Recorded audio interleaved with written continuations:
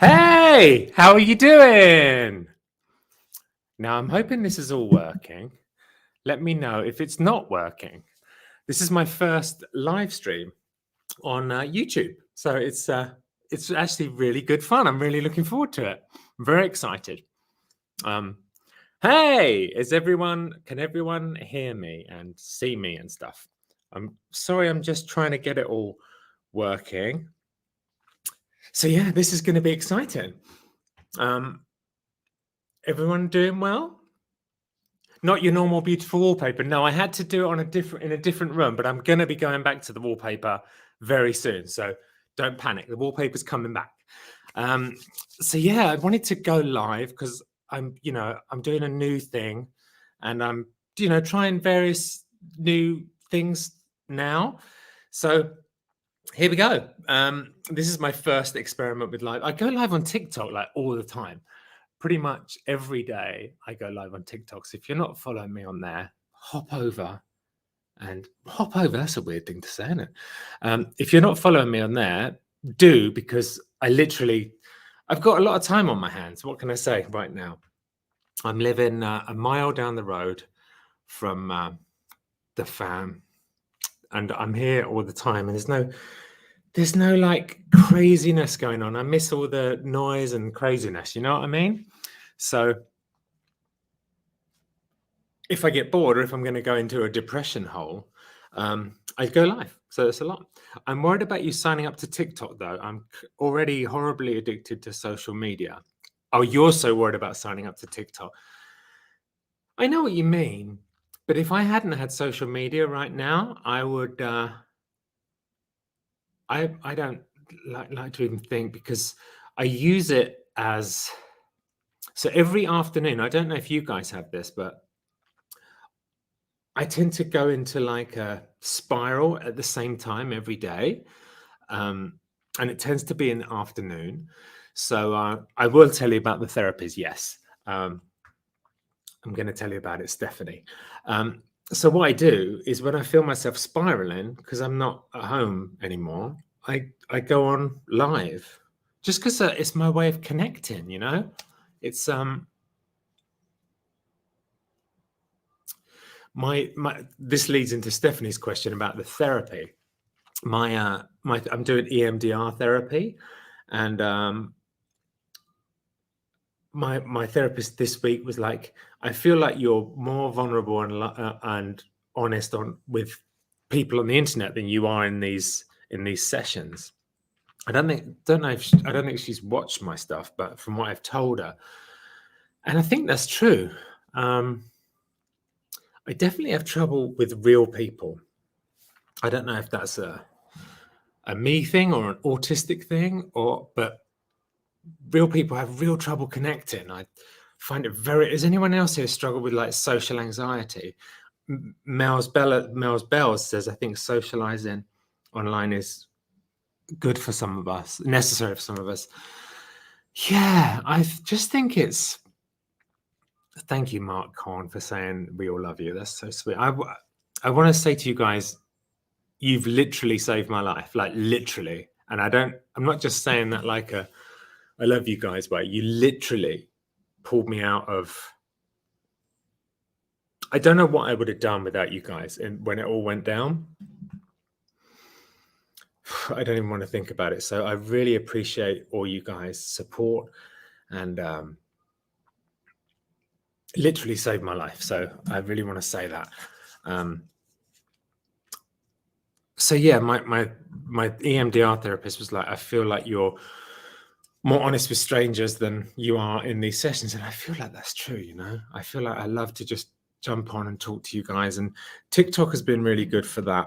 I feel like YouTube Live is a bit more of a thing, and TikTok Live is just more off the cuff. I mean, oh God, when I first started going live on TikTok, I was doing it like 3 times a day, to be honest.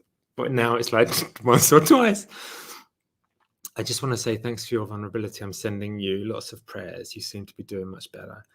I am doing better. It's up and down, isn't it? Has anyone else here been through like a separation? Can you give me any advice? Because I feel like one day I'm up and one day it's not. Maybe you need to come back to Blighty, says Caroline. You know what? I really want to. I really want to come back to England so badly. It's difficult though with the kids because I can't leave them for too long and it's a long trip. So your positivity is radiating today, says Stephanie. Thank you so much. Glad you decided to go live on YouTube. So am I. I love you. You guys are amazing. This is like my favorite platform. This and then TikTok. I love it. You guys are so supportive and so just you really like lift me up and give me strength every day. Whereas some other platforms, it's like the opposite. I don't know if you want to volunteer somewhere. Someone said, yeah, I'm really into doing, I really want to work with autistic kids and do some kind of music therapy. I'm really looking into that. I think that would be amazing. How are your kids doing? They're doing so well. Tay says, do you believe in therapy? Well, I didn't. And I'm doing this thing called EMDR. I don't know what it stands for. Perhaps someone can tell us in the chat. But I really didn't take it seriously. She was like, we're going to do this tapping thing, like tap, tap, tap like this. And then we're going to think about a traumatic memory, which I was like, oh, God. So tap, tap, tap, and think about this traumatic memory. She said, just let your brain go and you'll get some answers. And I didn't believe it. But oh my God, it's so powerful. Like I've got a lot out of it, but it's not pleasant. Like it's traumatic. You have to go through the trauma again. I had to go through the same traumatic thing, and I didn't want to talk about it in my video, but you guys, I can tell you guys. So she's like, think of a traumatic event and have a picture from that event. So it was when Laura and I decided to separate and we were in the next room, and the picture I had was of her sitting on the couch telling me. I just could see it. And I just kept having to see that until, and I feel weird telling you this, but the thoughts that it brought up for me was like, you're a bad person, you know, you're not lovable, you know. So I had to think about those words, tap, and go into that traumatic situation for 5 hours. And what happens is those negative self-talk feelings get less, and the positive feelings go up, but it takes a long time. And now when I think about that treatment, sorry, someone just said ketamine therapy. I want to get into that. When I think about that image and that event now, I don't beat myself up quite so much. It's definitely got less. I know I've got to get back to that. We don't live in the same house. I live a mile down the road. I live in our old house. It's very traumatic. Yeah, it really is. But then after a while, that traumatic event gets less traumatic, you know? So I see the benefit of it. Thank you guys for all these amazing comments. Ketamine therapy, Phyllis, I've heard of it, but I can't do it because it's mood altering. So I'm sober and I haven't had any drink or drug. I haven't drunk for 19 years and I haven't had any drugs for 8 years. So I can't do it, unfortunately. But I hear it's really good.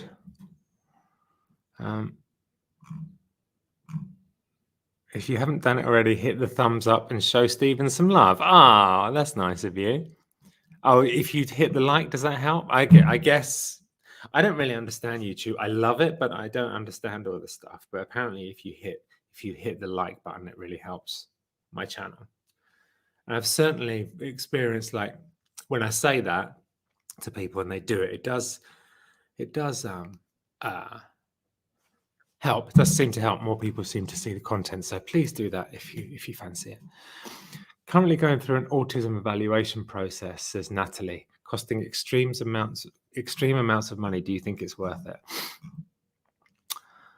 Well, here's the thing. The day before I found out I was autistic and the day after, I was the same person. So it didn't really make any difference to my life to find that out. All it did was make sense of a lot of stuff from my childhood. Like I couldn't make friends. Another reason that being online is good for me, like having you guys and being able to communicate is easier than real life stuff. I know that's weird. Maybe you understand that. So it didn't, finding out I was autistic didn't make any difference in my life. It didn't change me into a different person, but it did answer a lot of stuff from my childhood. But is it worth it? I don't know. I don't know. Because yeah, that's a hard question. Is it worth it? The only thing it's going to do for you, it's not going to change you, but it will make sense of stuff. But if you feel like you're autistic, then, probably maybe just go with that. The thing is, I can't use that information to do anything. But so if you feel like it's costing you too much money, maybe don't. Do you think finding out Alfie was autistic and not able to relate could have triggered something in you? Well, the thing about that whole situation was when Alfie was regressing, he just went into himself, and it killed me. It killed me to see it happen, and it really did trigger me. And I think everything started to go wrong when I started to see him decline. I feel like I declined. So that was the beginning of, and it's all it's all in me. But I feel like knowing now that I'm autistic, it does make sense that he, seeing it in him, Dr. Amen said, seeing it in him would have triggered me. Autistic shutdown. Autistic shutdown. You know what? I've just found out about that. And everyone says to me, since I've been in relationships, everyone has said that I shut down and do stonewalling. And I've realized it's actually autistic shutdown. It's that thing where you just completely just check out. And it's not, I feel like there's some unjust things that happen to people on the spectrum, that the autistic shutdown is labeled as stonewalling. And also, autistic traits can sometimes be the same as narcissist traits, because you think that an autistic person is not feeling the emotions. So you label them as a narcissist, but they are feeling the emotions. They're just not expressing it.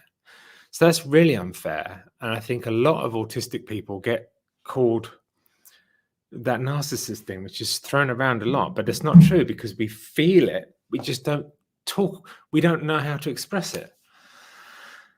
So yeah, autism's tough to navigate sometimes.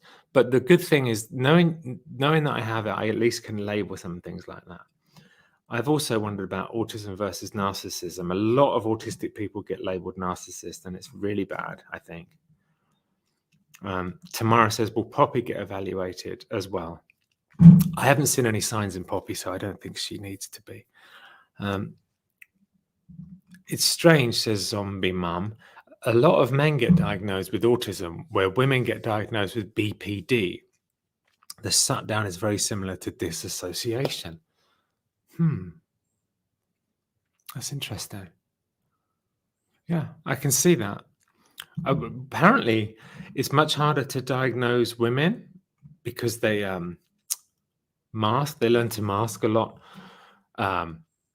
younger, and they become very good at masking. So apparently, it's more difficult to diagnose in women. Do you think having your mother-in-law living with you didn't help? I do, because we were all crammed in, and Alfie was going through his regression and the house, and it was tough. It was, yeah, I do think it was bad. We shouldn't have had it for so long, for sure. As a woman who is autistic and struggles greatly with communicating, the narc label is very real, unfortunately. Blah, blah, blah says. My God, I have people on my... I mean, I don't watch Laura's stuff, but I know she did a podcast last week, and I feel like since then I've had people calling me that on Instagram, narcissistic, and it's kind of hurtful because it's not narcissism, it's autism. So it is hurtful, yeah, to be labeled narcissistic when you just...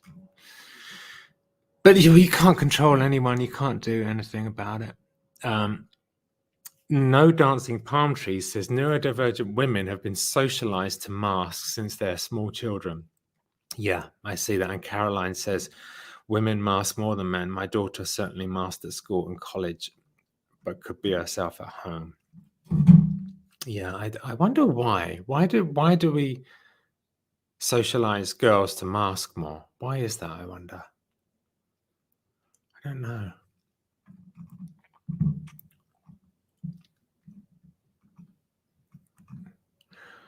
Trina Bell says, I think I have autism, and I only realize now my kids start to show signs. I don't know where to start getting them and myself diagnosed.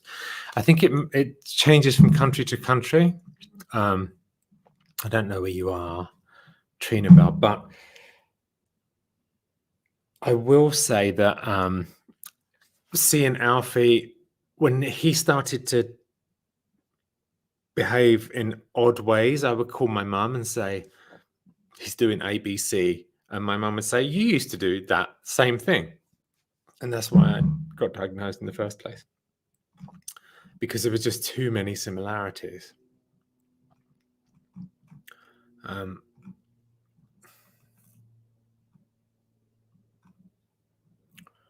I dislike labels. You are what you are, and it's okay, says Tay.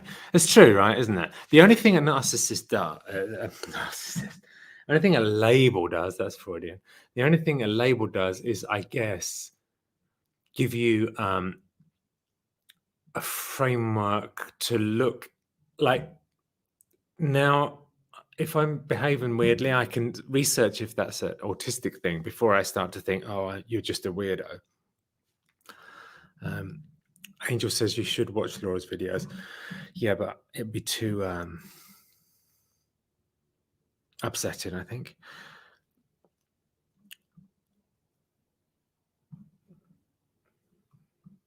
Amanda Jones, do what's best for you. I had to walk away from AA, for personal reasons. And I've been able to remain clean from my drug of choice for 10 years. Everyone's journey is different. Different doesn't equal wrong. So Amanda, that's interesting. So when people say I'm clean of my drug of choice, and I'm just asking, just a question, does that mean you're sober from mind-altering substances completely? Or does that mean you just haven't done what... Because for me, I couldn't just be sober of one thing, because I would start using all the other things addictively. Like if I gave up... I'm addicted to everything. So if I gave up speed, I would be drinking more. So, you know what I mean? Or if I gave up alcohol, I would be using porn or whatever more. So I think, I don't know, is being clean of your drug of choice. I'll always wonder, what does that mean? But I'm just asking a question. I know this triggers people. God, I've got myself into so much trouble asking questions like this. You wouldn't believe it. Oh my God. But I'm just curious. Autism is my special interest, says Hachi. Yeah, my special interest is music, and thank God it really made me got me to be successful. So I believe that autistic kids can, if they can find a special interest that can work for them, I think it can be great. Weirdos are my favorite kind of people. Me too. My mum didn't speak until 6, says Sam Lamb. She's high functioning autistic, and my nephew has Asperger's, myself, PTSD, anxiety, depression, suicidal ideation. Soul to Soul says, even changes from state to state with autism, I guess. Here in California, you can call your regional center and have the assessment free of charge. We did that because our pediatrician said, these people can help you. And I didn't want to call them because I just saw the word disability on the leaflet and I was like, no, not having that. But they were great. And I have to say, if you're in California, regional center are really good. They just got all the assessments and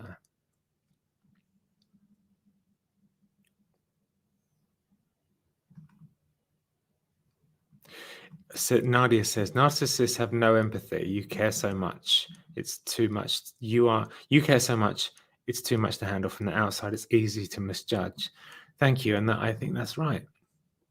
I think that's right. You're in a time of transition, says Cindy. Your life is full of fear and excitement. Roller coaster for certain. Tell me about it. It's actually crazy. It's so up and down. Like one day I feel good, the next day I feel worse than ever. It's just, I don't know what that's all about, but I hope it's going to even out over time.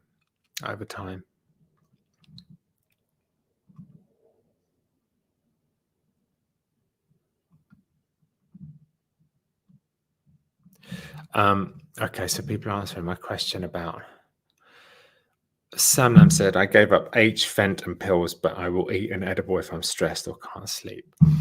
See, I couldn't. That's good that you can do that. That would lead me right back to the drug of choice. But that's good that you can do that. I think that means, Heidi says, I think it means you're sober from the substance that you gave up, and that there may have been something that took its place, and that's a bit healthier.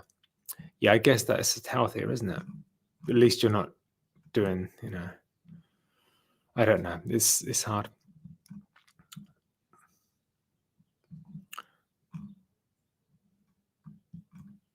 Sasha says mine is insects. What special interest is insects? That's a good special interest. I just realized I'm wearing my Boybs hoodie. Yeah, you're always wearing some Boybs merch today as well. I don't know what's going on with that. I know that they're planning something, but I don't know what it is.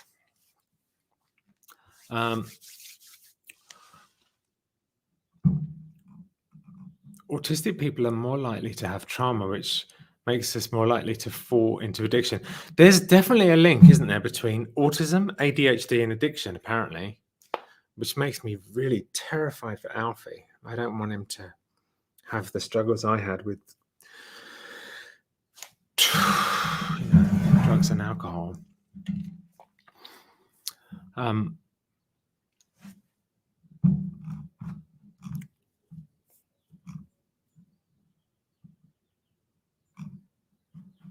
just reading the comments. I'm not ignoring.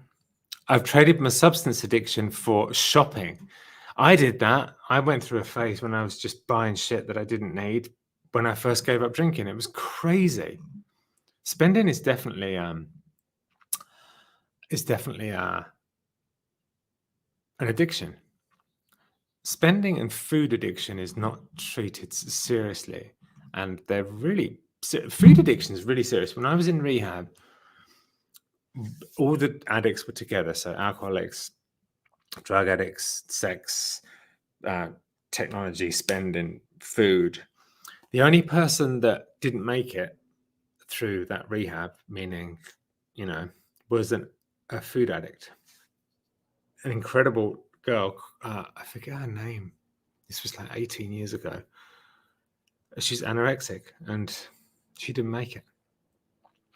So that's serious. That's like, in some ways, more serious than all the other addictions because you have to have food, You can't abstain from food. Like I couldn't have one drink because I'm an alcoholic. But if you're a food addict, which I do struggle with as well, I can't have like one biscuit, cookie or whatever. I have to have the whole packet.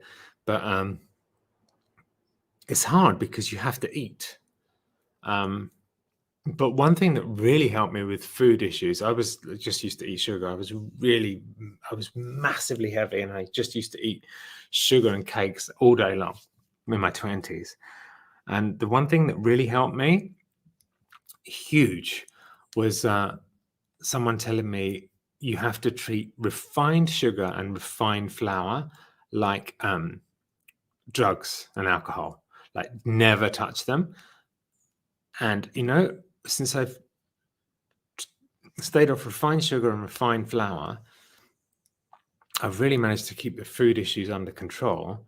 But the other thing is, if I have them, like now, it goes like a drinking binge. Like I'll have. It's literally affects me like drugs and alcohol. It's crazy. Like refined sugar and refined flour. If I have one, bang, I'm off. It's crazy.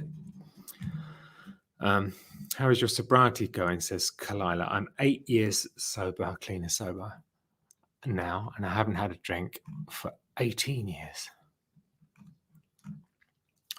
Grace says your music is amazing. I wish I could make an iTunes playlist and listen all the time. Well, Grace, go on Spotify, search my name. I made a playlist of all my music on Spotify. I think they're all in there now.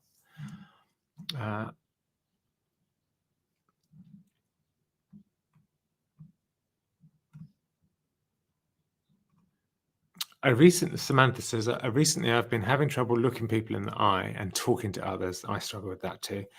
I don't have friends, just my boyfriend. I struggle with that too, except not anymore. Don't have any, but yeah. And I've been diagnosed with BPD. Do you think it's a warning sign? Those are certainly all autistic traits.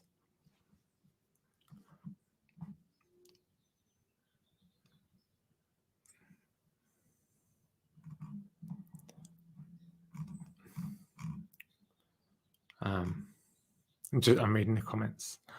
I'm not ignoring. I'm reading the comments.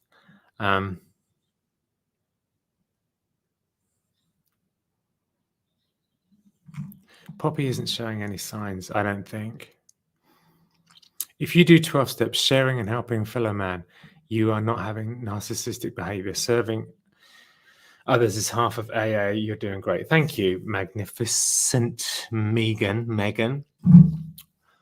You know what? I'm really bad. I've only sponsored a handful of people since I've started my time in recovering, but I was really good at I used to go into hospitals, psych wards and jails to talk about AA. I love doing that. And then I stopped when we all got locked down. And I need to do that again. I loved that. That was amazing.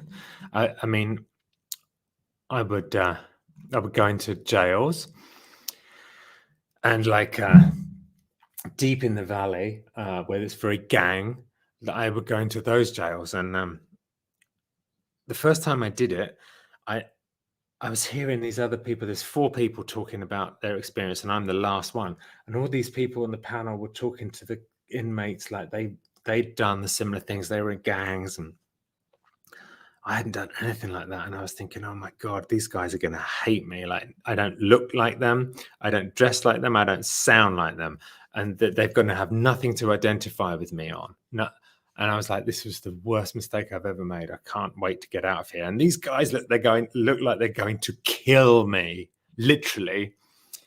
And I started talking, and I just told my story. And afterwards, so many of these guys, these young, gangbanger guys, came up to me and were like, I really identified, and I'm gonna take this serious. It was amazing. It really was like blew me away, and it just showed how we don't have to be similar, but we're all addicts and alcoholics, so we can identify in a really deep way, regardless of background, what we've done in life. We all have the same thing. So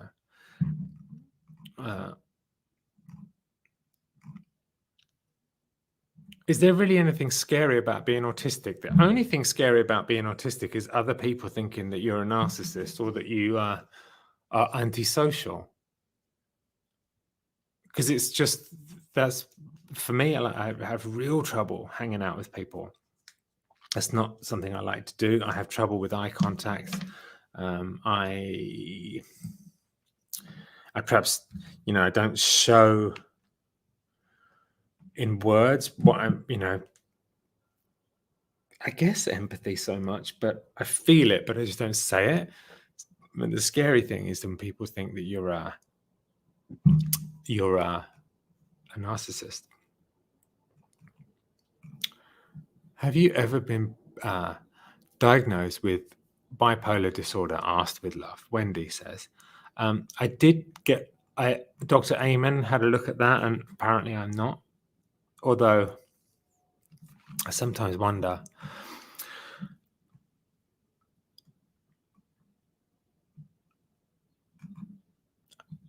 Katie says, I've been seeing more animal abuse than usual in my neighborhood. Slapping, pulling leash until the dog falls over and dragged triggers my depression. I'm not surprised. That's crazy. I'm so sorry about that. That's horrible.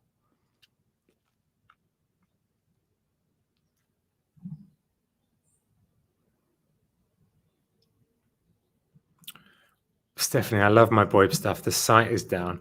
Apparently that's a mistake. No one knows what happened, and they're trying to sort that out. That's what I heard. Lil Me says, Stephen, I'm an autistic mother of 2 kids, autistic kids, and I just want to say thank you so much for calling out ABA and the child-focused way you parent. ABA is evil, I think. It's literal dog training for autistic kids. They put, when your kid first gets diagnosed with autism, everyone in the medical field is going to tell you that unless you do ABA, you're a bad parent. And ABA is invented by the same guy that invented gay conversion therapy, Ivor Lovaas, same dude. Horrible guy. And they push it because your kid has to have up to 40 hours a week of this treatment. And these agencies, completely corrupt, charge your insurance millions, and they pay the people that come to your house to work with your kid minimum wage. So they make a fortune. And it's, imagine gay conversion therapy, but then take the word gay out and put autistic kid in there. That's what ABA is. Same thing. It's absolutely brutal. And I'm going to make a longer video about it because I think it's so corrupt and so bad. And I feel really bad to even have had a few days because everyone said you're a bad parent. You're not giving them the best start. You've got to do this. And you're already in an emotional state. So we tried it with Alfie. And I think because I'm on the spectrum as well, it really, seeing these idiots work with him really triggered something in me. And I had a violent reaction to it. Like, there's nothing wrong with kids sitting in a certain way. There's nothing wrong with kids stimming, which is like flapping your hands when you're excited, or spinning around, but they try to knock it out of kids. They try to, and then they feel like they're wrong inside. I have PTSD along with autism. Is that from ABA? Says Lisa. It's terrible. It's absolutely terrible. And I'm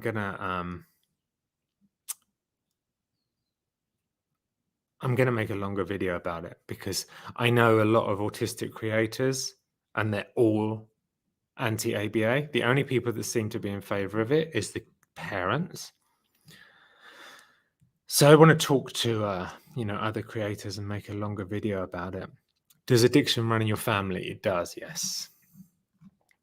Especially on the Irish side.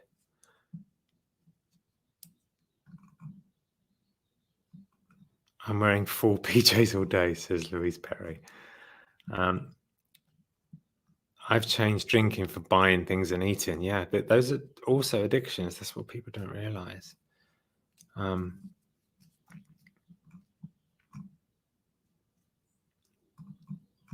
How are Alfie and Poppy doing with the separation, says Minnie.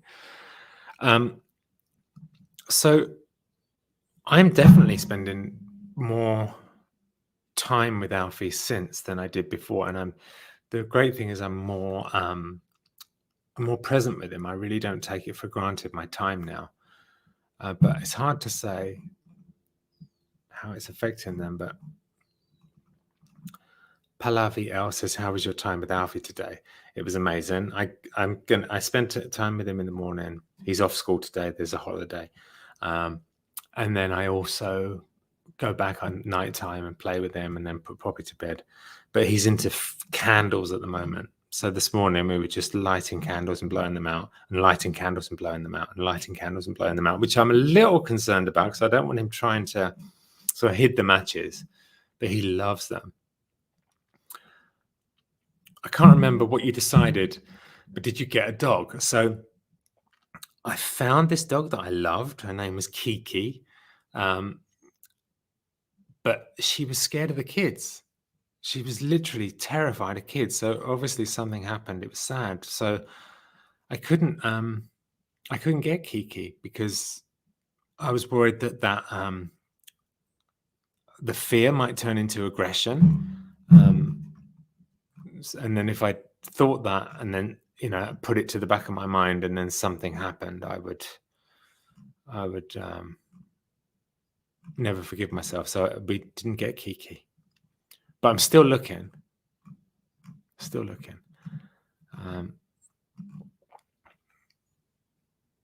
All the work you're doing right now is taking a weight off of your kids in the future. You're doing great work for them. Thank you so much. Lauren, Alyssa says you should get an award for being vulnerable and unmasking to your audience in the last few weeks. So many people have a difficult time unmasking after years of masking. Yeah, it's masking this. It's real. It's real. It's a real thing.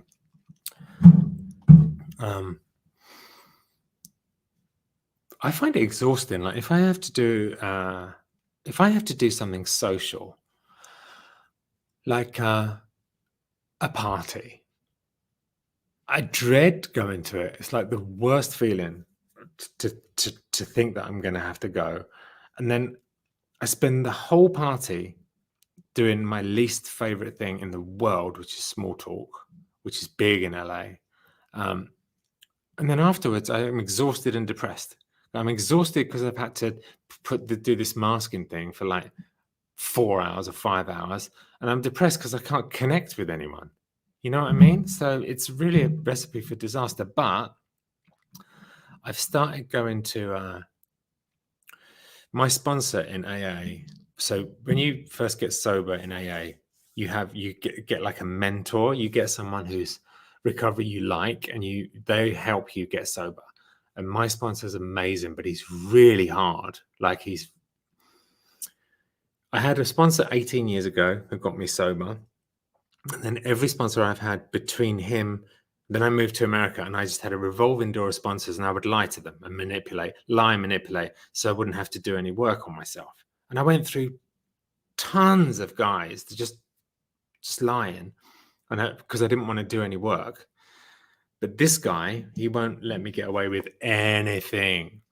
It's crazy. He's on me all the time, which is what I need. And he doesn't fall for anything, like literally I'd be like, I take Alfie to school and I pick him up. But when I pick him up, it clashes with the daily meeting. And he's like, you can't pick him up. I'm like, but it's my son. No, you can't do it.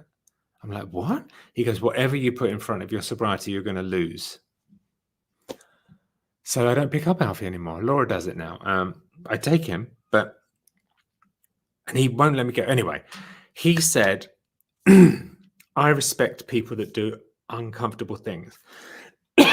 Sorry. He goes, if I see someone doing something that's hard, I respect them. And he said, you see guys hanging out and socializing at meetings, and you see it all the time. And it's the guys, social guys. I don't respect that in guys that find it easy. But he said, if you were to do it, I'd respect you as a man, which was super powerful. And he was like, hang around afterwards because I know how difficult it is for you. And just talk and connect. And I don't care how much it's uncomfortable. I'm going to be watching. And he's literally making sure I do it, like, because he's at every meeting. So he's forced me to do this socializing after the meeting, which is incredibly hard for like autistic and just being antisocial. Anyway, the guys that I've been speaking to in the meeting, they don't do small talk because they're all addicts. So we're all talking about really vulnerable stuff. So there's no small talk there. It's right in with like, how you doing? How you really doing? Like what's really going on? And I have to say, it's been a revelation. I've really, not enjoying it. It's still hard, but so much better than just going to parties and speaking to people that you don't have anything in common with. So that's been really, I don't even know how I got onto that, but that's been a huge thing. Karen said, I'm anorexic, coming back after 20 months sober. It's the hole in the soul. That's why we need a higher power. My God, it's so true, isn't it? They say that if you're an addict, you're trying to fill the hole in the soul. And I identify with that so much. Like, I feel like there was a rule book given to everyone when they were born about how to do life, and I didn't get it. So I'm always like struggling. What do I do? Life is tricky. Like, I don't know how to do it. And I feel this hole in the soul, this like dread, fear. I don't know what it is. And all addicts have it. And we try put all this stuff in to try and fill that hole. Sex, drugs, alcohol, gambling, food, technology, porn, spending money, trying to, like, if I get that car, I'm going to feel better. If I get the house, I'm going to feel better. If I take ecstasy, I'm going to feel better. If I go out drinking and get blind drunk, I'm going to feel better. But it doesn't work. It works for like a couple of minutes, and then the hole is back worse. So that's our problem as addicts, that hole in the soul. That's the real problem, is like trying to fill that. Jennifer says, I love your music. Keep going with that. I will do. Oh, I have a I always feel weird when influencers do this. I always feel weird about the word influencer as well. But, and not saying you have to do this, and I do everything I do for free anyway. But if you want to get an exclusive piece of music every week, which is killing me to do, and a exclusive video every week, go and sign up to my Patreon. Patreon is just extra stuff. I still do what I do normally, but if you fancy it, if you don't, fine. But it is good. It's a great little community over there it's turning into now. And it's good because you get to, I feel like I see the same faces and the same names, and I get to know people on Patreon. Like, I get to know their personalities. If you're here from Patreon, you know what I mean. Like, everyone, you start to actually become familiar with people because there's a much smaller amount of people. So there's people on Patreon, and I know their story, and I know what's going on with them, and we talk back and forth. It's just really cool. It's just really cool. Just here for the video says, we all love and support you. You're doing great. I want to tell you guys how incredible you've all been through this time. Without you, I don't think I would have made it, and I'm not exaggerating. And I know a lot of people were upset with me doing videos, well, on Facebook. A lot of people were really upset that I was making videos, really upset. But making those videos, if I didn't have that, like last Sunday, it all got a bit too much for me. I was seeing a lot of hate because I looked at Facebook comments, which I never should have done. And you're blessed with the talent to heal people with your music and videos. Thank you, Liz. So I was out with Alfie, and I had just absorbed all this hate about me at my videos. And I was out with him, and I've been present with him so much ever since this whole thing went down. And it was the first day where I felt myself in my own head about the negativity. And I was like, fuck this. And I was like, I'm never doing anything again. And I tend to be an extreme person. So I went on Instagram. That's it. I'm never coming back. Facebook. That's it. I'm never coming back. And I was, I don't know what's going on. Never going to make content again. And because people were saying I was a bad dad, and that killed me. But anyway, so that evening turned up, and then I'm like, right, not making a video tomorrow. And then it hit me, the dread of, okay, so what's going to happen tomorrow at that time when you spiral? And that was terrifying. So I was like, okay, I can't not do it because I don't want to go into that hole. I don't want to end up in that place because it's scary. So I was like, okay, I'm going to carry on with YouTube and TikTok because you guys are so supportive and it's such an amazing community. I love you guys. So I realized the daily content helps me so much. And why should I listen to idiots who just don't understand, I guess? And they're not idiots.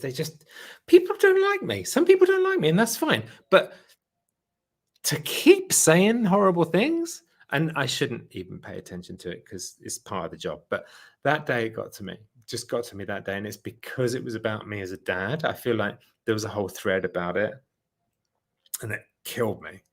But now my new thing is, apart from so I'm going to go back to Instagram for stories because I want people to see. I'm about to make 2, which I think are important videos, strictly between you and me. One is about ABA, and the other one is just about something else, but I will talk about that later. But I want a lot of people as many people as possible to see the ABA one, so I can show what happens, because I think it's a really corrupt, terrible thing.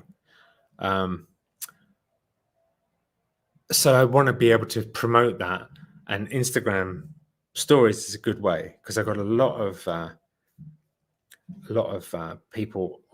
There's like 2 million on Facebook and like almost 500,000 on Instagram, and I want those people to have the option to watch this to get informed about what this horrible thing that's happening to autistic kids.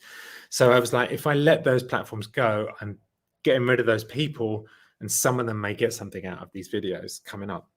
So I'm going to go back to Instagram stories for that. And I probably will end up going back to Instagram because that wasn't where the hate was coming from. And I realized I kind of penalized that audience, I kind of shut down that audience without any real reason because I feel bad about it because they weren't being hateful. It was Facebook. So anyway, I'm going to go back to Instagram eventually, but it's been nice to have a break and to really dive into YouTube and TikTok.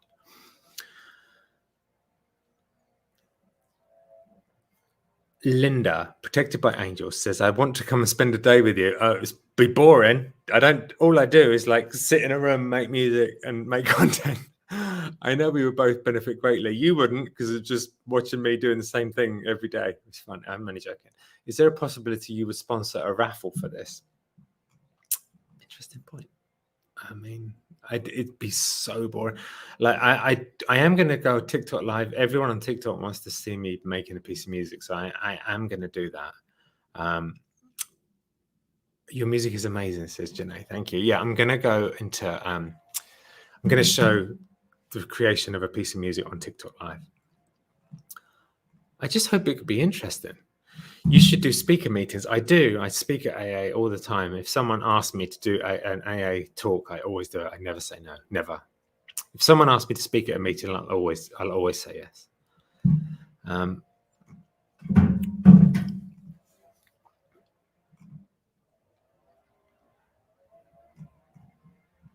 Eating healthy can be an addiction. That would be a good addiction to have.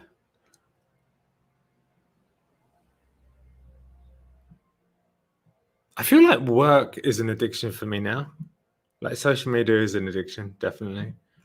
But I don't have anything else to do right now, so I don't feel bad about it.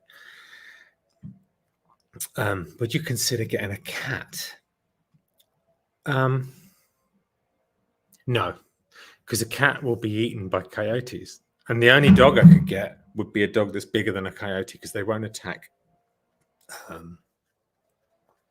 They won't attack something bigger than them.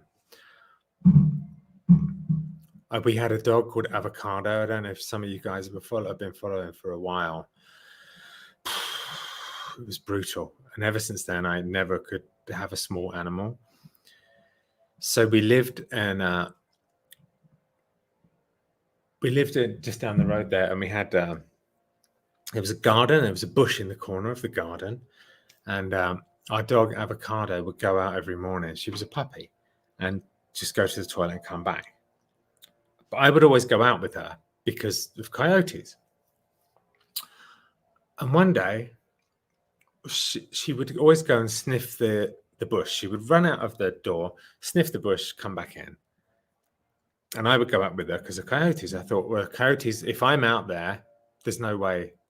I'd heard that that was what you do with a dog. So I go out with her. She runs into the bush, and I hear this like high-pitched, very quick sound. Beep! Like, that's all I can say it was like. And to my horror, out of this bush comes a coyote with Avocado in his mouth, dead. Like, he'd obviously broken her neck. She was not alive. And I chased this coyote up the hill, but we lived on a very steep hill. So I couldn't get up. And the coyote was up the hill, like, it was, And ever since then, I could never get a small animal. It was, I mean, this was like 2017. But my God.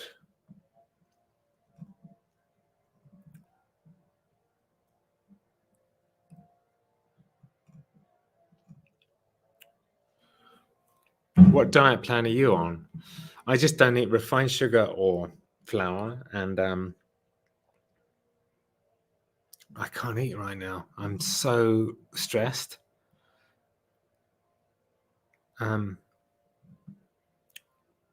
thought of eating makes me feel sick. So, like, if I think about eating something now, I feel sick. So I'm not eating. Like, I have chocolate in the morning. This morning I had 4 bars of chocolate. 4 bars of chocolate this morning was my breakfast. And then I'm going to have fries later on. Those are the only things that I can actually eat without wanting to be sick. So weird. Colleen, hello Stephen, good to catch you live. Good to be caught live. Minnie C keeps asking how Alfie and Poppy are doing with the separation. They are doing, I don't know if it's got anything to do with the separation, but they seem to be doing amazingly generally right now, and I'm just going with that. Martha Moran, 20. What? Now I'm new to this, so I don't know what a super sticker is, but I'm sure I feel like that's something, like some sort of nice thing you've done, and I want to say thank you. Yeah, when people seem to do something like,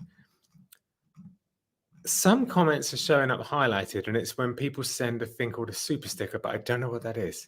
But thank you guys. I'm sure that's something good, and I'm going to find out. Kelly Smith says ABA is just as evil on the insurance side. Yep. Just here for the video says ABA is definitely evil, created by an evil person. Oh my God, that's not even all of it. You know what the guy that invented ABA said about autistic kids? Check this out. He said, autistic kids aren't people. This is literally what he said. He said they have skin, hair, nose, and fingernails, but other than that, they're not people until you give them ABA. That's literally, this guy said that, and that's his philosophy, and people are still practicing his. Not only are they practicing it, it's the thing that they push on you when your kid is diagnosed. And all it teaches is for kids to mask and like be like a robot. It just pushes all the life out of them, I think. Or I love the unique difference. I love Alfie, how different and unusual he is. I love it. I'd hate for him to be like normal and have all that pushed out. And that's what I feel like they do, or try to. It's like Pavlov's dog. Yeah, I'm so glad. Like, since I've been online talking about ABA, every single autistic person has come out saying, thank you for talking about this. Every person that comes after me about talking about it is not autistic. Everyone. So that's all I can take from that.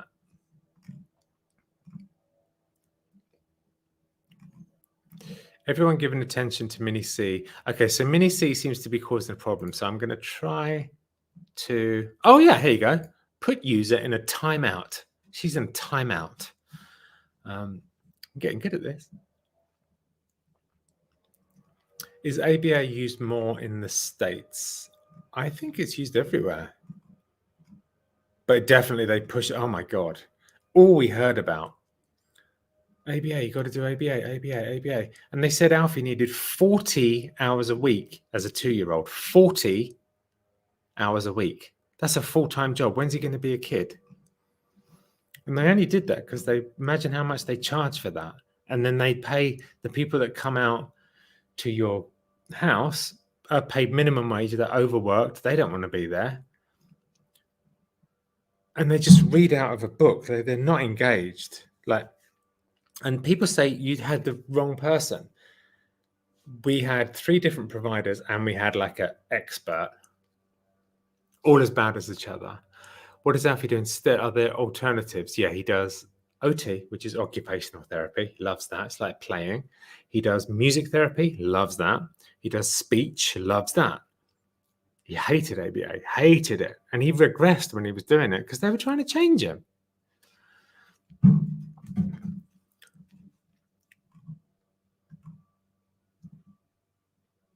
Minnie has it in a timeout because she was upsetting you guys. So I put her in a timeout, and I just found out how to do that. So I'm proud of myself for working that out. So you guys, I wanted to ask you something. A lot of people have said on TikTok that they want me to read a book as a video for calming, for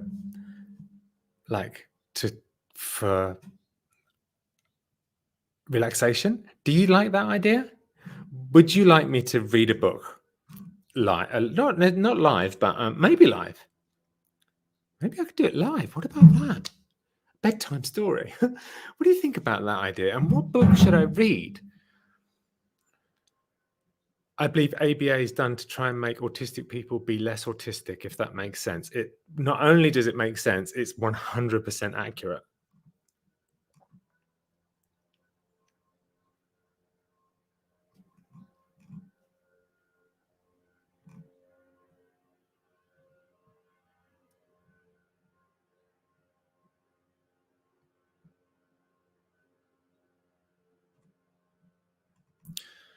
It's dark. I need to get the lighting sorted out here. It's getting dark and it's the middle of the day. I don't know what's going on here.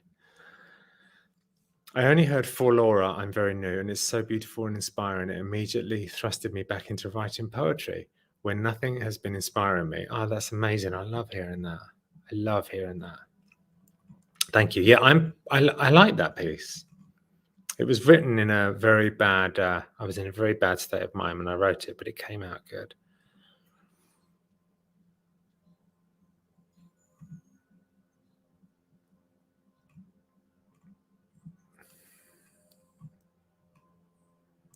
Angela says, right, here we go, because I'm just going to show you. This is like not being rude to Angela.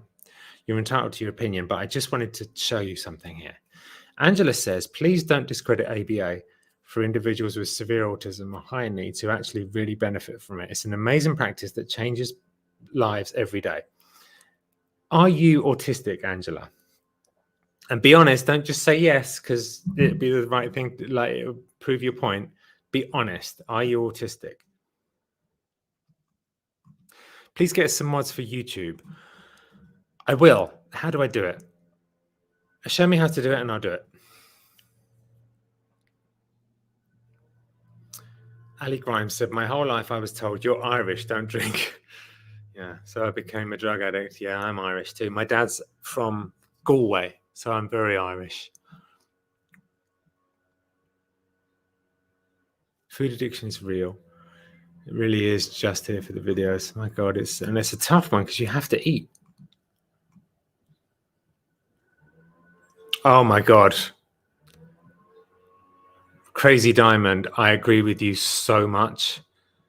Fathering Autism is a YouTuber that pushes ABA, and they've gotten rich off their non-verbal autistic. Someone sent me that channel, and I saw these parents filming a non-verbal kid having an autistic meltdown, and I almost was sick. I almost puked. And that's their content. Like, do something yourself. Don't just rely on your poor. I mean, like, use your own talent to make content. Don't use your kid who has no.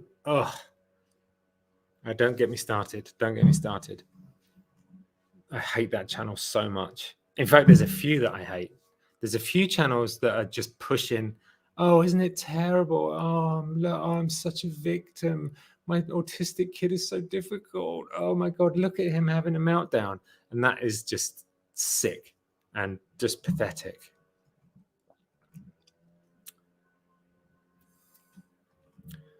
I love the wallpaper. Thank you.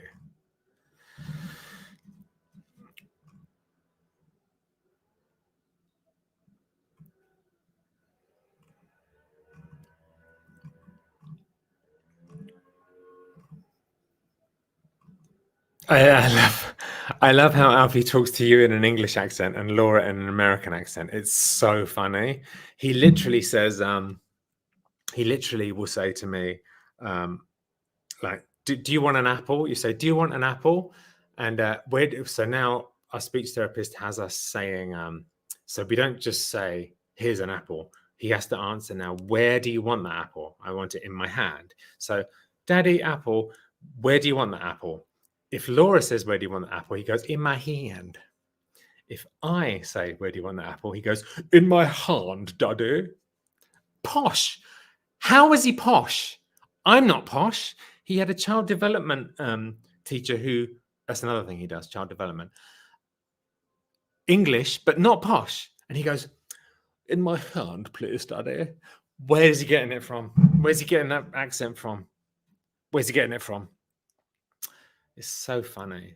Hugs from Delaware. I totally think you should get a dog friend. I think I should too. I'm still looking.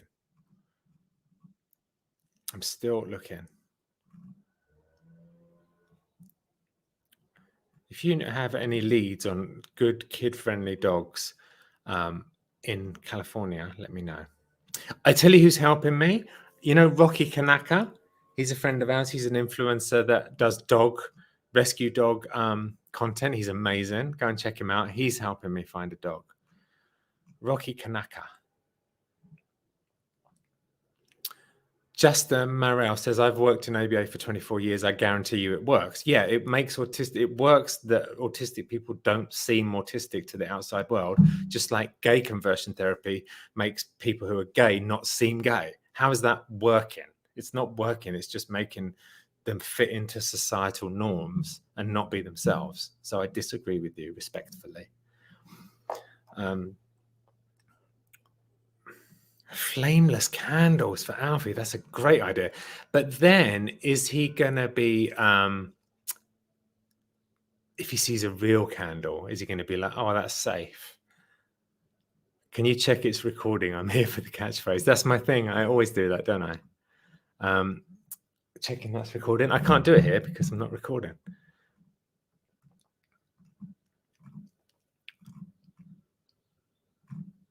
Alchemy of Arts. You're a mental health champion. Oh, I wish that was true. I do. I'm just doing my best.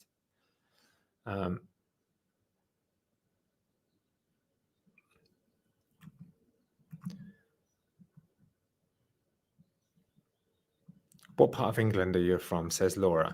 Kent. I was born in Faversham in Kent, and I lived in northwest London all my life from 15 to 36. Belsize Park, Camden Town, and Hampstead. Camden Town when I was poor and had no money, Belsize Park when I started to make a bit of money, and Hampstead when I started working with like big bands and movies. So that was the progression.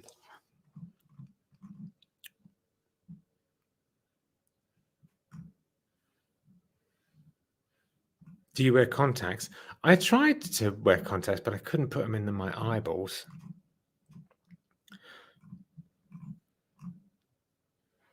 Will you write a biography? I've definitely got some amazing stories, especially from my band days and like working with these big bands. So I don't know if you, that was a great sponsor. Yeah, I started off loosely. I used to make records when I was, so here we go. Special interest. When I was 13, I discovered music. I discovered synthesizers. I was completely addicted, and just that was my first special interest. I didn't do anything else. I didn't sleep. I didn't shower. Just did music for 2 years. By the time I was 15, I got a record deal because of autism, because I just laser focused on music. I got signed, and the people that signed me said, you can come, and we're building a recording studio in London. You can come and live in it. So at 15, I went to live in a recording studio, and I learned how to produce just from hanging around. And I started to make records that were instrumental for clubs. Then people that were going to the clubs were making commercials. So they started using my music in commercials. Then some of those people made a film, and they said, do you want to make the music to the film? So I did that. That got the attention of the guys from Moulin Rouge. And the first film I worked on was Moulin Rouge. I did the Elephant Love Medley. That led on to the guy that does all the James Bond films, David Arnold, saying, do you want to do a James Bond film with me? So I ended up doing that. Then at the same time as that, I was producing Depeche Mode at like 22, who were like this huge band. It was insane, and all because of special interest. So I'm producing Depeche Mode and doing a Bond film at the same time. And I'm like 22, 23, using and drinking the whole time. And it was just getting worse and worse. And it wasn't affecting my career. So I was just using and drinking. So I was drunk and high the whole time I was doing both of those. I discovered Depeche Mode helped me on my journey to be, I don't want to say too much. Anyway, so I ended up doing Bond films and producing bands. That I went from Depeche Mode to Massive Attack, and then the Bond film got me the Ocean's 11 in LA. So I came to LA to do Zoolander, that film Zoolander, and then I ended up jumping from that to Ocean's 11, and I ended up doing Ocean's 11, Ocean's 12, Ocean's 13, and then Hans Zimmer invited me to do a load of films with him. So I did. I've done the music for. The first film I did with him was called Megamind, and that led on to Madagascar, and that led on to Fast and Furious, that led on to Predator, King Kong. I always Kung Fu Panda. So I've worked on like 50 or 60 big Hollywood films, and all because of my special interest. And if I'd had ABA, they might have kicked that out of me. So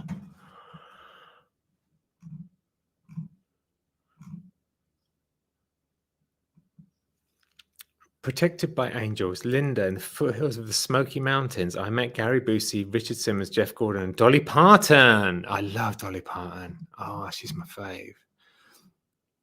The reason I tell you that is because Judy asked me how I got into music. That's how I got into music. And I ended up sort of producing artists at the same time. So all the time I was making films, I was also doing music for films. I was producing artists. I had Gwen Stefani, Alanis Morissette. The last artist I worked with is called FKA Twigs, who's brilliant.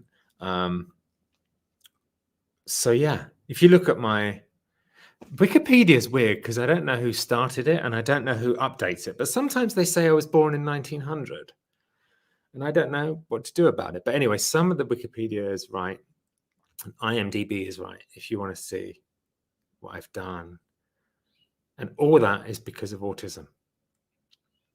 And if I had ABA. If I was doing 40 hours a week of ABA, how would I have got my special interest in music? Vanessa says, I love being part of your Patreon. And Heidi says, I love your Patreon. Woohoo! Yes, Patreon's great. I'm loving it. I like because I get to know the people there because it's a much smaller amount of people. So you get to know people more. It's good. What age were you diagnosed with autism? Last year, 47. So late.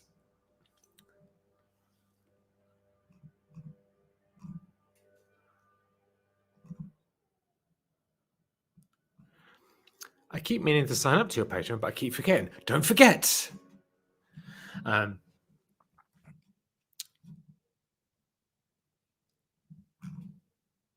feel like I'm behind on the comments. Oh, no, man. Okay.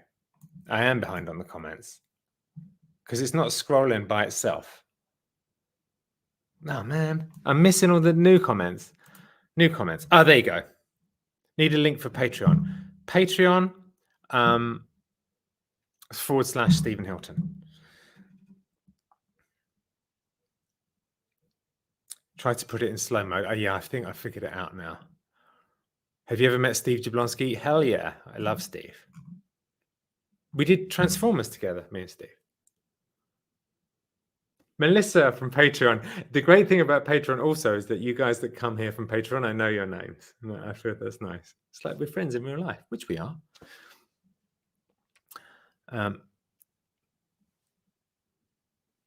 My special interest is pre-Columbian history. Wow. How's your mum, says Heather. We love her. She's great. She called me yesterday. I called her back and we missed each other. So I'm going to... what does your Patreon include? It's right. Every week I make a piece of music exclusively. Every Thursday you get a brand new piece, completely new and exclusive to you. It's killing me. I wish I hadn't promised it because it's so much, but I loved it. One thing for me is if I say I'm going to do something, I'm really good at doing it. So I'm going to stay at that. And you get an exclusive video as well. Exclusive video, exclusive music every week. So it's if you fancy having something that's more exclusive, and if you can get shouted out for supporting in the videos and stuff like that. It's fun.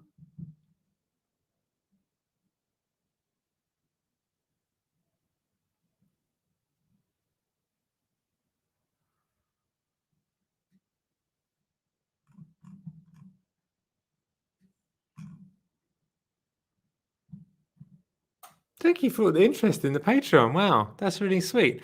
Yeah, I don't talk about it because I don't like it when people really push it. And I don't want people to think, wait, you're not going to be doing what you're normally doing, but I do. So, I'm not ever going to push it, but if you want to, then it's great for me. Thank you. You seem happy all around, and I love that for you. Thank you. I feel good today, but tomorrow, who knows? Maybe I'll put the link here, and then you can see it. www. I seem like it's patreon.com. I hope this is right. I think that's the link there. I think that's the link. If it isn't, tell me, please. I'm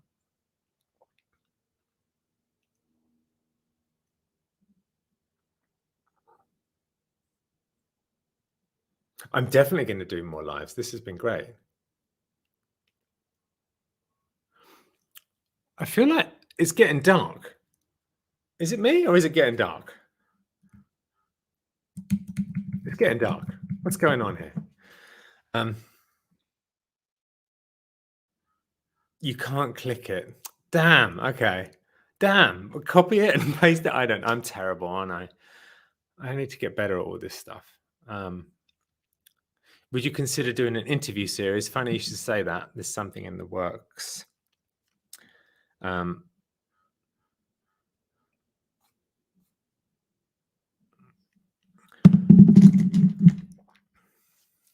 definitely going to be doing. I'm definitely going to be doing more lives.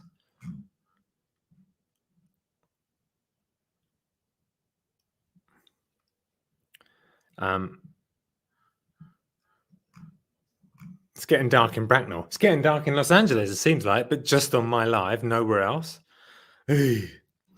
I'm just going to check something. I'm just going to, how I always say I'm just checking it's recording. Have you seen Satanic Hollywood, says Peggy. I haven't ever seen that. I know a lot of people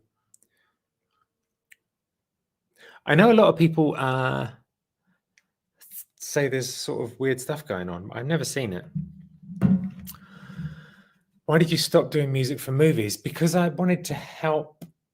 I wanted to make this thing with Laura that we were doing. That when we started making content, it blew up, and it was so exciting, and I wanted to carry on doing that. And then I got so into that, I stopped doing movies. I haven't done a movie for like 5 years.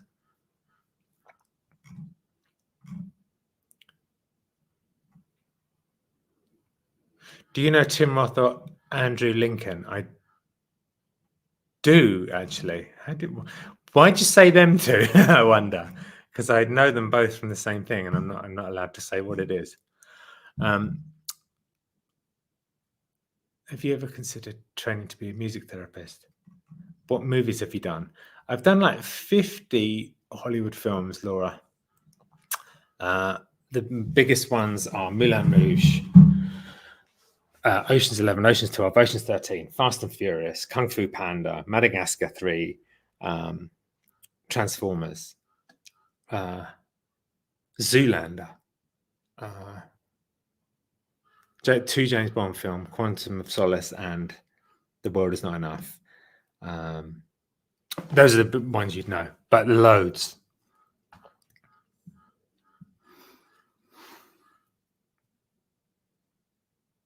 Yeah, IMDb has a list of everything. But now I'm using everything I learned scoring movies to make music for you guys. I'm using all the things I learned for scoring scenes, which is all about emotion, to help you guys relax. So that's why my music is relaxing, I feel like. What's the most annoying celebrity you've ever had to work with? That's a good question. You know who's the most... I shouldn't really say this. You know who's the most annoying person that I met that's a celebrity? Marilyn Manson. I'll tell you my Marilyn Manson story one day on one of my lives. Do you like the Beatles? I do. I'm not a massive fan of the Beatles like everyone seems to be, but I like it. Zoolander cracked me up. Zoolander was a flop when it first came out. Imagine that. And then it got popular later. What's the favorite score you've worked on? The most amount of fun I ever had doing a movie soundtrack was Ocean's 11. But the most fun I've had, Moulin Rouge was really good fun too. I need to work out why it's so dark here. I go to bed every night listening to your tunes. Oh, that's so sweet. Thank you.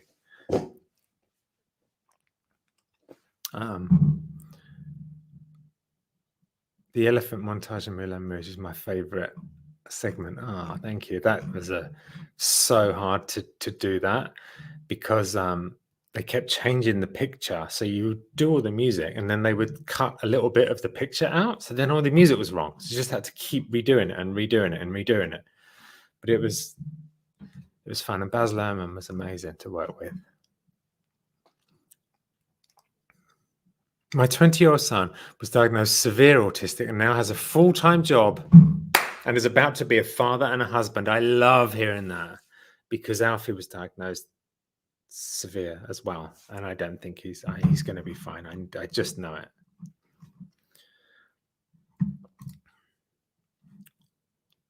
Oh, you guys are joining the Patreon. What? Thank you. That's so sweet of you. What are binaural beats? The thing you use in your music. So all my music is got hidden binaural beats in it. And I've researched a lot about frequency, chakra healing, and all that stuff. Binaural beats are left and right pulses that chill your brain out. And it's like EMDR, actually. So there's a certain amount of frequency you can use and a certain tempo for left, right, left, right, left, right. And all my music has it. All my music has it like hidden. That's why it helps you sleep.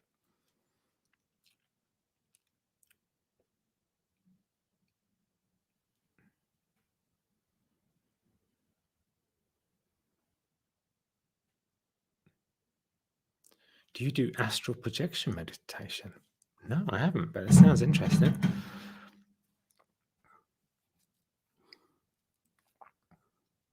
You're a mad musical scientist, musical mad scientist, and it's fantastic. It's a special interest. It was I have autism to thank for this. Because I became so obsessed with music. 13 is late to start music. So I became so obsessed with it that it helped me become really good at it really quickly. Have you ever worked with Liz Fraser or the Cocteau Twins? I have worked with Liz Fraser, but not the Cocteau Twins, and I love the Cocteau Twins. What finally made you stop drinking? You guys are joining the Patreon. That's so sweet. Thank you. What finally made me stop drinking was realizing that I couldn't stop and ending up. I tell you that whole story one day. It was brutal what happened to me drinking, and I tell you the whole story one day.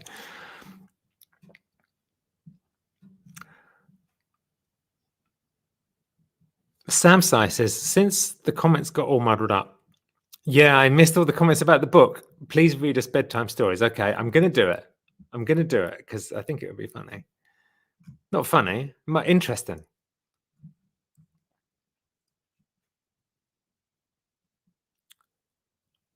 Because of your background in binaural beats, it could make an impact on music therapy for kids with mental health. That's the reason that I started I made a piece of music for Alfie. It's called Alfie, and it's got the binaural beats in. It's on my YouTube and it's on Spotify, and it became really popular, and adults started using it to chill out. So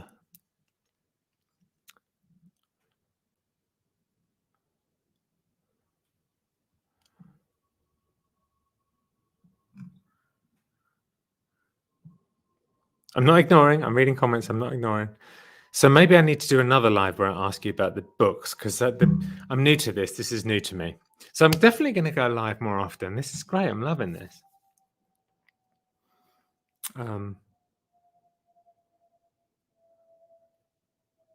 Remember when you started to make movies? Oh, I remember when you started to make music for Alfie. Yeah. And that was the first time I combined binaural beats with music, and it just took off. People loved it. So there's definitely something to it. How's Poppy? She's great. Thank you, Alison.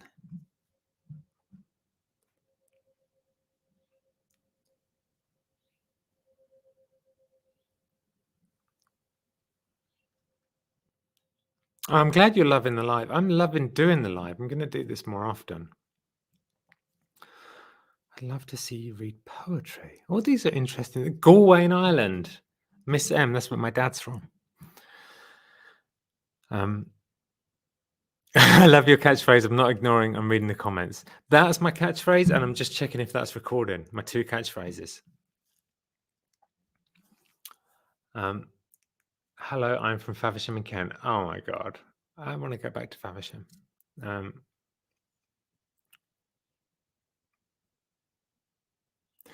Your music is the sword you pulled from your heart. Your Excalibur, lead us king. Oh my God, what an amazing goal. Why is binaural relaxing? I don't know, Danielle. All I know is it is. I don't know why. There's some scientific reason, but I'm not very clever, so I don't know. But I do know how to use it in music. How was your feelings about the Amen Clinic and how it treats people who don't have money? I don't know about that. I mean, he invited me to go along and have a brain scan, so I did, but I don't know anything about their policy, whatever. I really don't know that. I don't have much to do with the Amen Clinic. I have a lot to do with Dr. Amen himself, so I don't really go through the clinic. Do binaural beats work ambiently? No headphones. It seems to with my track Alfie. It seems to work just without headphones, which I'm loving, but headphones make it work even more. Faversham is proud of you. Oh, thanks, Lisa.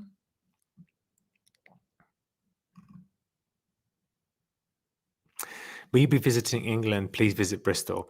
I really want to visit England. And Bristol, I used to go to Bristol when I was working with Massive Attack. Live thing, you should do it once a week. That's exactly what I was thinking. Every week I'm going to go live. Is this a good day and a good time? Austin, Texas, Rebecca. I would love to go to Austin, Texas. I love Texas. Italy.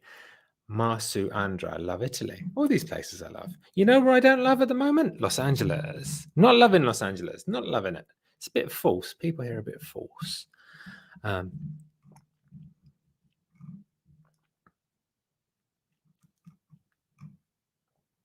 Christina, I'm from Texas. Love the new background. Seems more positive. It's funny because I had to use a different computer to go live because my computer upstairs where I make the videos is a studio computer. So none of the microphones or anything work. It's just a shell of a computer just to make music. So I have another computer here and I brought it downstairs. And I was like, wait, this looks like a mess. So I just put that up, which is a sheet actually. It's not a sheet, it's a fabric. It's fabric.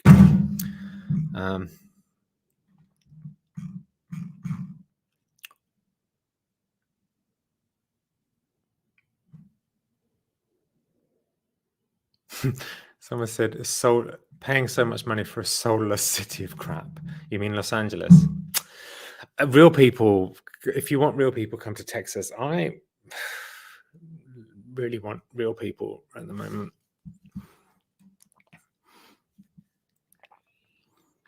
If you miss the rain, come to Oregon. Yeah, I love Oregon. Yeah, I don't need to come to Texas. Why do I feel the urge for Texas? I feel the urge for the UK, Texas, and I'm going to New York to do some work. San Diego. I've never been to San Diego.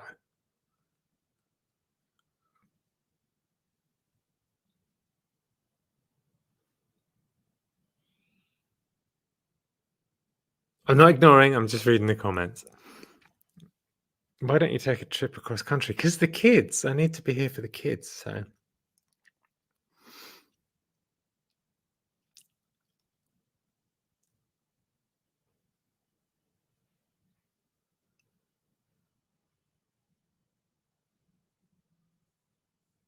Alan the cat, best name. Do you remember Alan? Yeah, Alan. We used to have two cats, Alan and Maggie. They both passed away. But I do want to get a dog. I do want to get a dog. I found a dog and I was really excited because I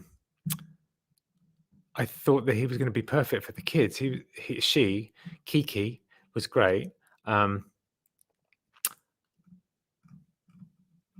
But when I took the kids to meet her, she was really scared of the kids. And then, so I was worried, what if that scaredness turns into aggression? And I just had a bad feeling, but I loved her.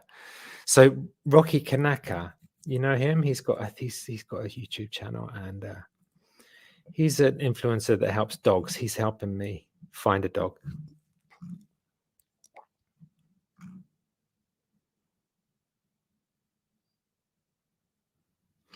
One day you'll be living a future you can't possibly imagine now because it happened to me.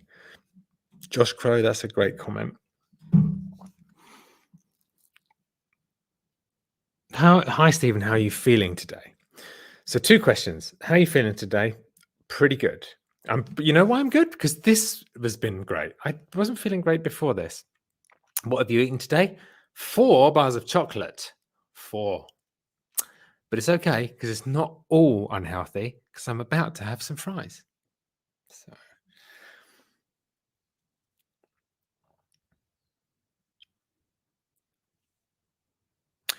Golden and labs tend to be great with kids. You know how many people have said that to me? And I'm starting to think that that's what we're going to end up with because everyone seems to say that they're the best. The best. Massive Attack have always been one of my faves. That's the cool. Yeah. My first ever live show I ever played was with Massive Attack. And they didn't tell me. So we were supporting Massive Attack. And they were like, come and do a show in Paris. Didn't tell me anything about the show. Never played live before, ever. I thought, oh, Paris, that'd be nice. So I got on the Eurostar from Kent to Paris. Turn up in Paris. Bus takes us from the station to the venue. 18,000 people were at the venue. It was the Palais de Bercy, if you're from Paris. No one told us that. And I'd never played live before. And I was like early 20s, and I was so paralyzed with fear, they had to literally push me onto the stage. And then I was kind of fine. But that's my massive attack story. First gig ever. I was frozen to the spot. I was holding on to this little pole by the side of the stage, like shaking, and I couldn't go on. And D from Massive had to push me. Hey, yeah, that was a long time.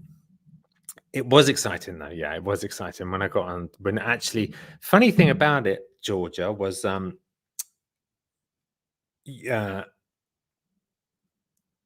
once I was forcibly pushed onto the stage, it was great. But the idea of letting go of that pole was so terrifying, I couldn't do it. Massive panic attack. That's brilliant. No dancing palm trees. Massive panic attack is exactly what it was. That's really funny. Paris de Bercy. Are you from Paris? Yeah, you know the venue. It's a bloody stadium. They didn't tell us because I think that they knew we would freak out because we were so young.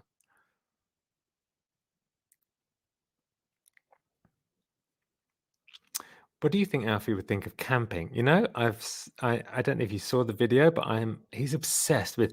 I told him that going in the back of our car is camping months ago, and now he comes up to me all the time. He goes, "Camping, Daddy," with the English accent. "Camping, Daddy." If he was speaking to Laura, it would be "Camping, Daddy." He comes up to me, "Camping, Daddy." So I just open the back of the car. It's what do you call it? The back of the car goes up, so you're inside the car. So yeah, he goes in the back of the car. We both go in there together and we pretend we're camping. So I think he would like real camping. How do you deal with losing friends over what you went through? It's rough when people don't stick with you through bad times. It's rough. I don't know who said that. Hatchback car. Alfie is a born comedian. Honestly, it's so funny when he speaks to me. Why is he posh? Where did he get a posh accent from? That's what I want to know. I'm not posh. Where did he get? He doesn't watch posh, but he doesn't watch television. Not because we're against it, just because he's not really into it.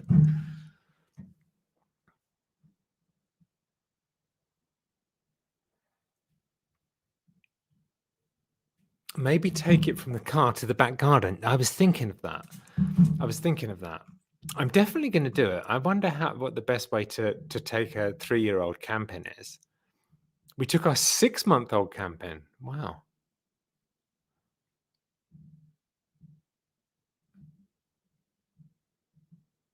Peppa Pig, no. I've showed him Peppa Pig. He wasn't into it. And they're not really posh, are they? Perhaps they are.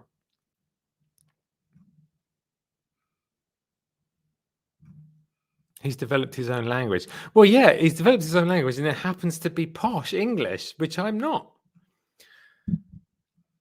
Cookie, please, Daddy. He literally, dark chocolate, please, Daddy. I'm like, why are you talking like that?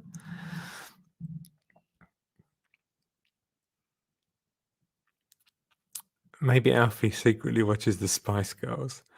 I would try glamping. Right, that's posh camping, is it? Is that like it's not completely? Yeah, that's a good idea. So he's not completely camping. He's like halfway between. Stewie from Family Guy. He does sound a little bit like that, actually. This has been so much fun. I didn't know how this was going to go. I'll be honest. I was like, I tried this like a year ago, and I just it all went wrong. Like the technicality of it, that it all went wrong, and the sound wasn't working, and it was a bad experience. So I never went live on YouTube again. But I'm loving this. It's an hour and a half now, and it doesn't feel like it's been any time. So I'm definitely going to do this every week.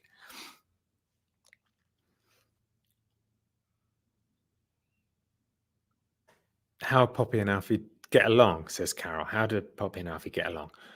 They get on along really well. Poppy's obsessed with Alfie, and she wants to do everything he does. And he is really sweet to her.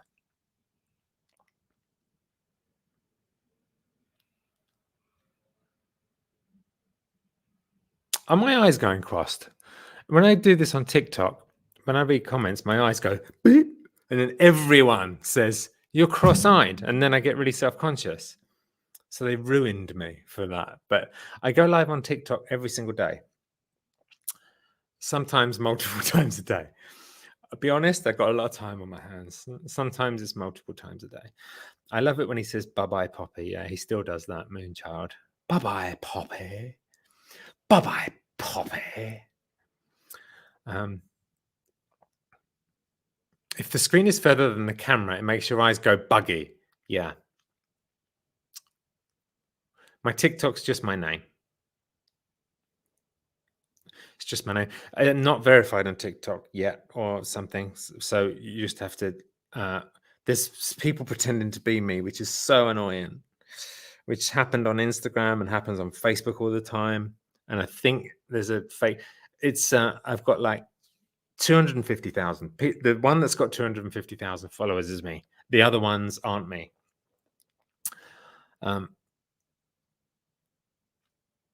TikTok's fun. It's fun. I like TikTok. I do music on TikTok. So TikTok is my lives I do on TikTok, and I play live music on TikTok. So live piano, I just do the live guitar. I just jam, and I don't really jam. I'm not very good at playing. I just got good musical ideas. So that's why my stuff's so relaxing, because it's so slow and easy to play. Yeah, basically I just do live music on there and lives. And then I do the more produced tracks on here and on my Patreon. What makes it enjoyable versus YouTube? Just curious. I like that I feel like TikTok is much shorter. YouTube Shorts is also really good, but YouTube I just do off the cuff I don't think about it. I don't really think about... I take YouTube more seriously. I don't ever have a plan of what I'm going to do, but I like to make a YouTube, like each one be a special moment, and I sit down and I don't prepare, but it's a thought out... I say that, but I don't edit any YouTube videos. But it is like I get myself mentally prepared. I sit down and I talk about something normally quite vulnerable and quite hard.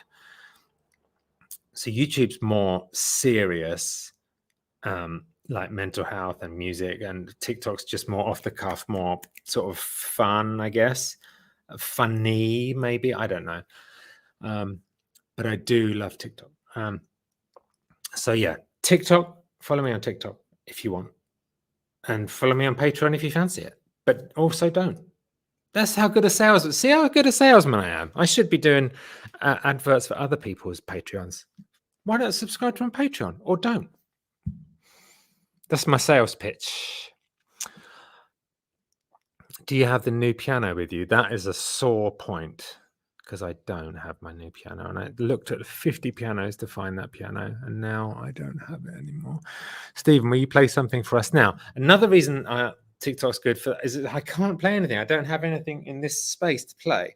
On TikTok, though, I can just pick up something, put it down, and play, which is what I've been doing, piano and guitar. So if you want to see me playing live, TikTok's the place to go. Put Patreon in the about section. I will. Wait, I wonder if I can do that from my phone while I'm on the phone, on the live.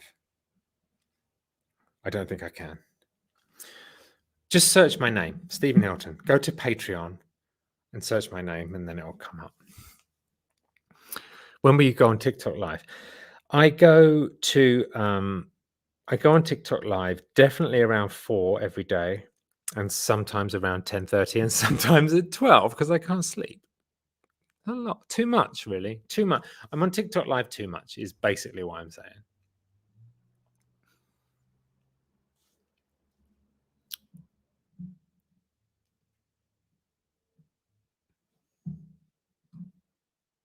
Any relation to the American Hiltons? No.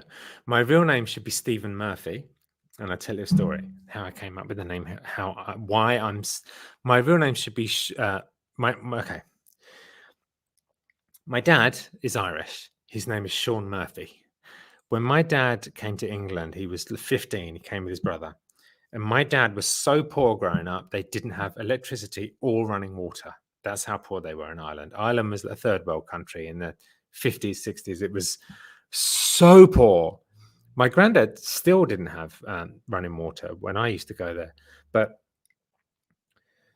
when my dad came over in like late 50s, early 60s, England was incredibly racist towards Irish people. So you would go to find a place to live or get a job, and then all the jobs and places to live would say no blacks, no dogs, no Irish. That was the level of prejudice there was towards Irish people. So he couldn't get a job, and he was finding it hard to live. But his name is Sean Murphy, so he would contact people, and they'd be like, "Sean Murphy, no, sorry." So one day he was like, "I've had enough of this. Like everyone knows I'm Irish, and they're so anti-Irish. I'm going to change my name." So he wanted to find the poshest name he could find. So he's walking down the street in London, and he looks up and sees the Hilton Hotel. Changed his name to Hilton. That's why I'm Stephen Hilton, not because of the Hilton family.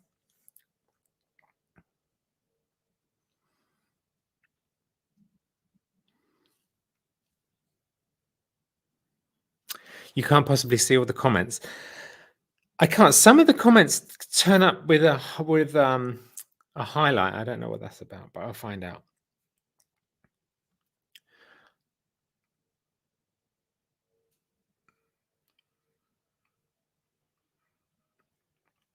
I'm feeling good today, you guys. I'm feeling good today. I do need to go for a wee. I'm not going to lie. I do need to go for a wee. I've been on here nearly 2 hours. Wow, that flew by. I love that. So I'm going to go for a wee. I went for a wee on TikTok live. I put the phone down, and I didn't realize that you could literally, like 7,000 people heard me go for a wee on TikTok, and they'd still talk about it. That was the first time I went live on TikTok ever. I won't make that mistake again. Highlighted are the super chats.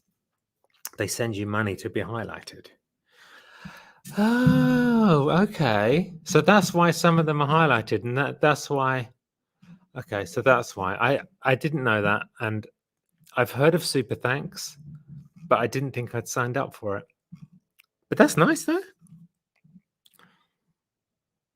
Can you do me a big favor? If there's any Boybs merch left, can I buy it? The site is going back up. It went down, and no one knows why.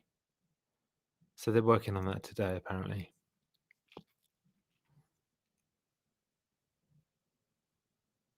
Oh yeah, it was ridiculous, that whole TikTok debacle. Basically, I put the phone outside of the bathroom, and I just thought I'll leave it there. I haven't left it down even now. I've been watching you and Laura for about 4 or 5 years. I relate so much. Thank you. That's heartbreaking about your piano. Yeah, it is. I mean, the kids love it, and I want them to have it, but I do also want to change it. I'd like to get another piano that looks exactly the same, and swap it out so that I have that particular one here, because it sounds amazing.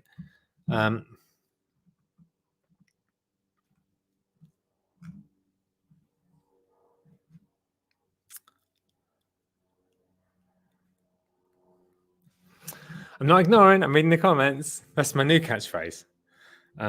Bosendorfer. Yeah, they're so expensive though. Mao.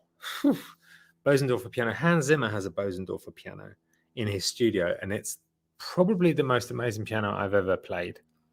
But they're like $100,000 for a Bosendorfer piano, and that piano I have in the house is like nowhere near that. It's not even a tenth of that, and it just sounds so amazing.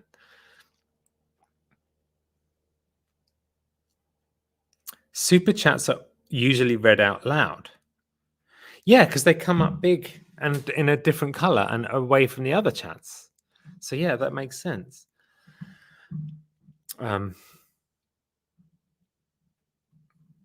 You're a professional, switch it out. Yeah, but that means I have to buy another piano. Right now, I don't want to do that, but yeah, I will eventually do that.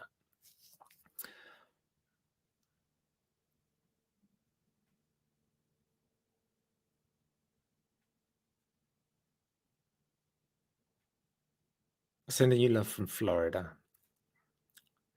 I feel like I want to go. I've got this new idea for a YouTube series, which I'm going to do. That's going to involve a bit of travel.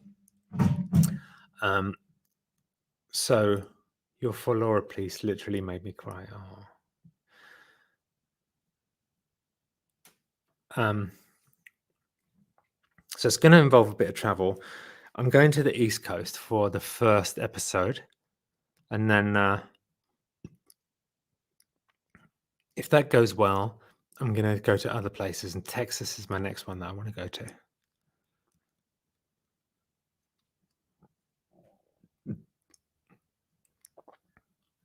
Having said that about the piano, I've got a piano from the 1800s. You guys know it. It's the brown upright one that I always play on lives. That one is still here, and that one is amazing. I've got some real. That piano was used on the film Inception. My old $400 piano over there, and Hans borrowed it and then gave it back to me all poshed up, so it was all really nicely repaired. So I've still got that one, which I love. I've written so much music on that one. So yeah, I'm going to New York, Boston for episode 1, and then if that goes well, I want to go to Texas, and if that goes well, I want to go to England. But we'll see. It's a really good idea. I don't want to tell you too much about it yet. I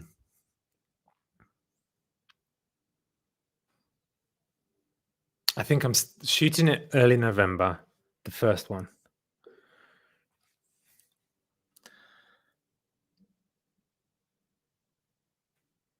How many languages do you speak? 1. And not even that one very well. English.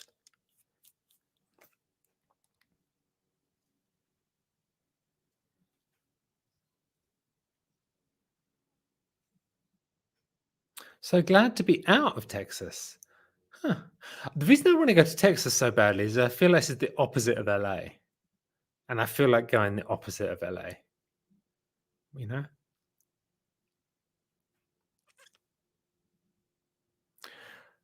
They have an autistic train in Thomas the Tank Engine, do they? Sorry, not Dragonfly, Dragon something. Dragonfly 506. Okay, just going to definitely check that out.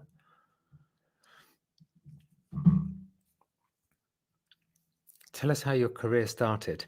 Making music for dance clubs in England, which led on to movies, which led on to working with big bands. That's the basic way it went. I can't read or write music. I do it all instinctively, which is very unusual for someone that does film scores. And the reason, autism, I think.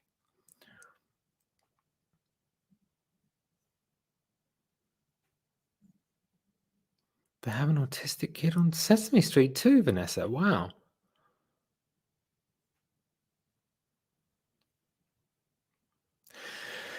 Okay, so I need to go for a wee. So I'm going to go for a wee. I love you guys so much. I'm going to do this more often because this was so much fun. So much fun. So let me know if this was a good time and whatever. And I guess it's going to stay up. Does this stay up? Hopefully this stays up so you can comment. What book should I read for bedtime stories? I'm definitely doing that. That's going to be so much fun. And is this a good time to go live? I love you guys. Let's speak tomorrow. Love you guys. You put the phone down. No, you put the phone down. No, you put the phone down. No, you put the phone down. No, you put the phone down. No, you put the phone down.